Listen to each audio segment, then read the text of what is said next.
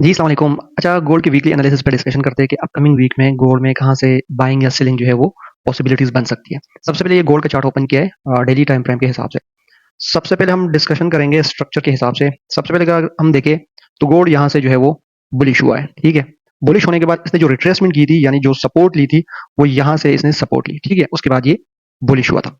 अच्छा, अब यहाँ पे अगर आप देखें तो यहाँ से इसने ये डेली की बाय जो एंगल पे इसको टैप करके बुलिश गया था, ठीक है? अच्छा, अब यहाँ पे अगर आप देखें तो ये इसका रेजिस्टेंस था जिसको इसने ब्रेक करके बुलिश गया था। अब स्ट्रक्चर समझाने की जो है वो कोशिश करूंगा। अच्छा, इसको ब्रेक करने के बाद इसी तरह ब्रेक करने के बाद मार्केट ने इसको टैप करके बुलिश किया। फिर अगेन इसी रेजिस्टेंस बिकम सपोर्ट वाले जोन को market as a support use करके बुलिश जाता था, ठीक है? अच्छा, उसके बाद जैसे ही मार्केट वापस अपने इस सपोर्ट पे आया तो सपोर्ट पे ही आपको डेली टाइम फ्रेम में सेल एंगल देके फिर उसको रीटेस्ट करके सेल आया। अच्छा, अब अगर हम देखें तो जिस तरह मैंने ये नीचे सपोर्ट मार्किंग की है, ठीक है? सपोर्ट या डेली कैंडल मार्क किया है। अगर हम देखें तो मार्केट यहाँ से बुलिश गया था इस जोन को ब्रेक करके, ठीक है? लाइक इसी तरह यहाँ पे आया, इधर से रिजेक्शन लेके इस जोन से सपोर्ट लेके ऊपर गया। अब ऊपर वाला जो जोन है ये एक रेजिस्टेंस का काम कर रहा था, तो इसने इसको ब्रेक किया था। नीचे इसका ये सपोर्ट है। रेजिस्टेंस को ब्रेक करने के बाद इसने अपोजिट साइड मूव की, फिर अगेन अपोजिट साइड, फिर अगेन जो है वो अपोजिट साइड। उसके बाद गोल्ड ने वापस अपने इसी सपोर्ट को जो है वो रिक्लेम किया, यानी कि वापस एक्टिव किया। डेली की सेलिंग कल निकाली और फिर वापस इसी जोन में जो है वो आया। अब ये वाला रेजिस्टेंस और ये वाला सपोर्ट जो है वो बहुत इंपॉर्टेंट है। डेली टाइम फ्रेम के हिसाब से गोल्ड यहाँ इसी सपोर्ट रेजिस्टेंस के बीच में थोड़ा सा रेंज कर सकता है। उसकी वजह ये है कि लेफ्ट साइड पे इसकी रेंज जो है वो बनी हुई है, ठीक है? तो अगर आपके साथ कोई लेफ्ट साइड पे कोई रेंज बनी हो तो राइट साइड पे भी सेम गोल्ड का स्ट्रक्चर इसी तरह रेंज करता है। ठीक हो गया? अच्छा, अब इस चीज को अगर हम देखें, सबसे पहले बाइंग की बात करें डेली टाइम फ्रेम के हिसाब से, तो जिस तरह मैंने यहाँ पे मार्किंग की है कि मार्केट ने गोल्ड ने यहाँ पे ये डेली की बाय इनगल्फ जो है इसको टेप किया था और यहाँ से इसके स्टार्टिंग जोन से जो है वो बुलिश हुआ है, ठीक है? अगर हम इसके डेली की जो कैंडल है इसके नीचे वाले जोन को अगर हम इसकी मार्किंग करें इस तरह, ठीक है? इसको मैं एक्सटेंड कर लेता हूँ राइट साइड। तो अगर आप इसको देखें तो इसका स्टार्टिंग जोन जो है वो टैप हुआ है, लेकिन इसका जो फिल्टर लेवल है, लाइक हम चलेंगे H4 के हिसाब से, ठीक है? H4 में अगर हम देखें तो ये डेली टाइम फ्रेम का लेवल है। डेली टाइम फ्रेम में जिस तरह मैंने आप लोगों के साथ शेयर किया कि ये गोल्ड यहाँ से डेली टाइम फ्रेम के डेली बाय एंड गल्फ से स्टार्टिंग जोन से बुलिश हुआ है। अब इसके डेली के अंदर अगर हम H4 को देखें तो हमारे पास H4 में ये एक बाय एंड गल्फ पड़ी है, साथ में इसका जो ब्रेकर है वो भी अलाइन हो रहा है, ठीक है? तो इसने अभी तक डेली के लेवल में जो H4 का फ्रेश लेवल है उसको टैप नहीं किया। अगर गोल्ड अगर हम इसको देखें तो ये एक H4 का जो है वो रेंज भी बना हुआ है, ठीक है? रेंज है ये। H4 टाइम फ्रेम के हिसाब से गोल्ड रेंज कर रहा है।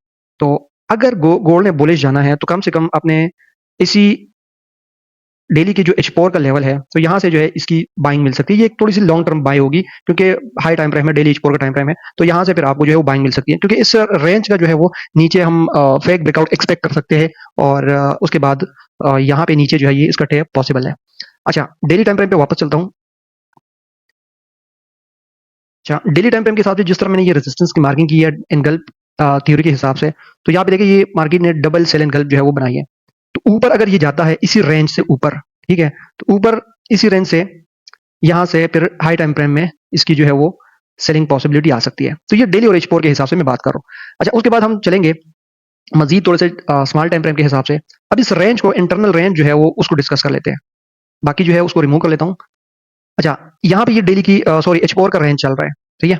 H4 का रेंज चल रहा है और यहाँ पे जो H4 की बाय ब्रेक सेल फॉर्म्ड हुई है वो यहाँ पे हुई है, ठीक है? ये H4 की सेल इन गल्फ है। लेकिन यहाँ पे अगर हम देखें तो ये हमारे पास ये एक फेल सेटअप पड़ा है, ये H4 सेल इन गल्फ, ठीक है? तो इसके नीचे वाले लेवल से भी आपको स्ट्रक्चर वाइज जो है वो यहाँ से सेल मिल सकती है H4 टाइम फ्रेम के हिसाब से। एक यहाँ से और यहाँ से, इन दोनों लेवल से जो है वो सेलिंग पॉसिबिलिटी हम ढूंढ सकते हैं। अच्छा, H4 के हिसाब से अगर हम देखें तो नीचे हमारे पास ये एक H4 की बाइंग गल्फ है जो अभी तक इसने टेस्ट नहीं की, ठीक है? हम H1 पे जाएंगे तो H1 में हमारे पास ये एक फिल्टर लेवल में ये बाइंग गल्फ पड़ी है।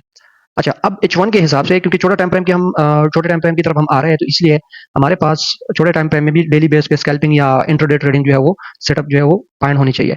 उसके बाद अगर हमने बुलिश जाना है या गोल्ड ने बुलिश जाना है तो हम यहाँ से अपनी एंट्री जो है वो प्लान कर सकते हैं, जो कि 4010 और 3998 का लेवल है। अच्छा, इसके हिसाब से नेक्स्ट H1 के हिसाब से अगर हम देखें तो ये हमारे पास H1 का लेवल पड़ा है, ठीक है? यहाँ पे ये इसका एक लेवल पड़ा है। अब इन दोनों लेवल्स में पॉसिबिलिटी है कि ये दोनों लेवल प्ले हो जाए। उसकी क्या वजह है कि अच्छा यहाँ पे जो H1 के लेवल्स बने हुए हैं, यहाँ पे नीचे एक ये लेवल है बाइंग के लिए, और ऊपर अगर हम देखें तो यहाँ पे हमारे पास ये लेवल पड़ा हुआ है। अब इन दोनों लेवल्स के प्ले होने के चांसेस जो है वो ज़्यादा है, ठीक है? उसकी वजह ये है कि अगर हम देखें तो यहाँ पे गोल्ड ने एक्चुअल लेवल को फिलहाल टैप नहीं किया, ठीक है? मतलब ज़ोन से पहले ही रिवर्स हुआ है। और अगर हम ऊपर वाले लेवल को देखें तो वहाँ पे भी मार्केट ने एक्चुअल लेवल को टैप नहीं किया। तो ये दोनों लेवल जो है वो एज़ अ लिक्विडिटी काम कर सकते हैं। नीचे ये जो बाइंग लेवल है, इससे ऊपर भी मार्केट ने यूँ समझ लो कि इंड्यूसमेंट टाइप जो है वो बनाया है, और ऊपर वाले लेवल से भी पहले मार्केट ने एक इंड्यूसमेंट टाइप जो है वो बनाया है। तो इन दोनों लेवल से H1 टाइम फ्रेम के हिसाब से बाइंग और सेलिंग जो है वो मिल सकती है। इसके बाद हम चलेंगे M30 के हिसाब से। अब M30, अब ये जो छोटे टाइम फ्रेम होते हैं ये ज़्यादातर स्कैल्पिंग जो है वो होती है, ठीक है? अच्छा, अब M30 को डिस्कस करने से पहले मैं डेली टाइम फ्रेम पे चलूँगा और चीज़ें जो है वो मज़ीद एक्सप्लेन करूँगा ताकि आपको मज़ीद जो है वो चीज़ें क्लियर हो जाए। डेली टाइम फ्रेम में अगर हम देखें तो प्रीवियस जो कैंडल क्लोजिंग हुई है, वो डेली की सेल इनगल्फ जो है वो क्लोजिंग हुई है, यहाँ पे। ये देखिए यहाँ पे ये डेली की सेल इनगल्फ क्लोजिंग हुई है, और ये फ्राइडे को मार्केट ने ऑन द स्पॉट उसको टैप भी किया। अच्छा, यहाँ पे मैंने 82 से सेल भी दी थी, ठीक है? 82 से 4082 से 4082 600 से समथिंग, लेकिन वो मार्केट ने 5-6 सेंट्स में मिस करके वो मार्केट ड्रॉप हुआ। अच्छा, अब अगर हम देखें तो ये जो मैंने ऊपर लेवल मार्क किया ये वाला, ठीक है? 4075 से लेकर ये पूरा बहुत बड़ा ज़ोन है। अब मार्केट ने वहाँ से रिजेक्शन ली क्योंकि डेली का सेल लेवल जो है वो मार्केट ने वहाँ से रिजेक्शन लिया। अब M30 में चीज़ें जो है ना वो थोड़ी-सी सेल की कंफर्मेशन दे रहा है। अगर हम देखें तो यहाँ पे मार्केट ने बाय एंड गल्फ ब्रेक करके सेल एंड गल्फ बनाई है, सेम ज़ोन पे। तो ये हमारे पास एक इंडिकेशन है कि यहाँ से मंडे को मार्केट यहाँ से सेल इसको आना चाहिए। अब डिपेंड करता है कि मार्केट गैप डाउन में ओपन करेगा या गैप अप, उसकी कोई पॉसिबिलिटी नहीं है कि मार्केट गैप डाउन ओपन करेगा या अप, फिर ये लेवल जो है ना फिर इनवैलिड हो जाते हैं। सही है? अगर मार्केट यहाँ पे कोई करे ओपनिंग करे गैप डाउन, तो फिर यहाँ से जो है ना इसकी सेल जो है वो पॉसिबिलिटी बन सकती है M30 के हिसाब से। दूसरा अगर हम देखें तो ये इसका एक लेवल है, सही है? ये M30 के हिसाब से इसका एक लेवल है जो कि M15 में थोड़ा-सा क्लियर नज़र आ रहा है यहाँ पे। सप्लाई एंड डिमांड की क्लास अगर किसी ने ली है या उसको अगर उसको पता है, तो ये एक रैली का एक सेटअप जो है वो यहाँ पे बना हुआ है। तो वहाँ से M15 के हिसाब से सेल, स्कैल्पिंग सेल, यहाँ से M15 के हिसाब से जो है इसकी बाइंग पॉसिबिलिटी बन सकती है। तो ये थी गोल्ड की कुछ एनालिसिस। बाकी जो है ना इंशाल्लाह ग्रुप में कोई भी सेटअप जो है शेयर करूँगा।